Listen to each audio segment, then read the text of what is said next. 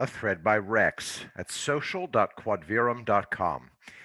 Anyone who tells you that the scenes we are seeing in DC are normal or consistent with other inaugurations is either a liar or ignorant. At Trump's inauguration, there were about 8,000 National Guard deployed. The scale in 2021 is totally different. At least 21,000 National Guard, roadblocks manned by thousands of police everywhere, entire blocks sealed and cleared, metro lines closed, razor wire on fencing, etc. DC is a fortress. But for what purpose? You can forget anyone from MAGA showing up. Even if they gave out free tickets and free accommodation in five-star hotels, no one who supports Trump would attend a Joe Biden inauguration. So, what does that leave? Well, we are supposed to believe that armed pro Trump militias are going to descend on DC and 49 other US cities, presumably to start fighting. If so, we are talking about a small army of people. Oh, really? Who are these groups then? No one seems to know. Not just that.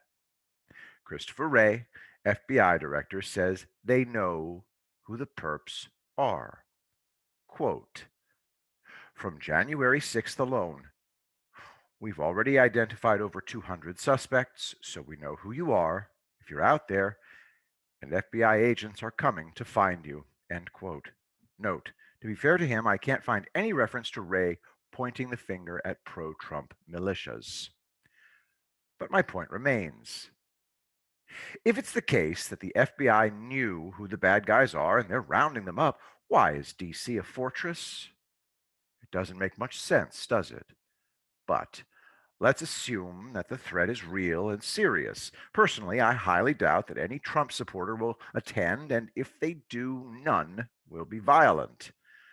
Trump has made it very clear he won't tolerate it, so that's that. Besides, it's not a violent movement anyway. The idiots who followed the likes of John Jaden X. Sullivan into the Capitol building on January 6 were lured in. The few tools who somehow were able to get into the House of Representatives with unlocked offices deserve to be punished. But they were a tiny fraction. And besides, they were not violent as far as I've been able to tell. So, if the MAGA crowd aren't the threat, who else might they be worried about? BLM and Antifa are extremely violent. They also have a track record of using rifles, guns, bombs, fire, knives, and other weaponry to inflict pain, misery, and destruction when they don't get what they want. All that is proven. But why would they need to protest? Their man is in. The Trump has fallen. None of Trump's people are showing up. Unless the authorities think that Biden may not be inaugurated. Oh, man. Can you imagine what those leftists, those anarchist loons might try, especially if they're being backed by overseas operators? Mayhem. That seems to be the only plausible explanation. Unless it's just Generalissimo Joe Biden combining his coronation with his first military parade.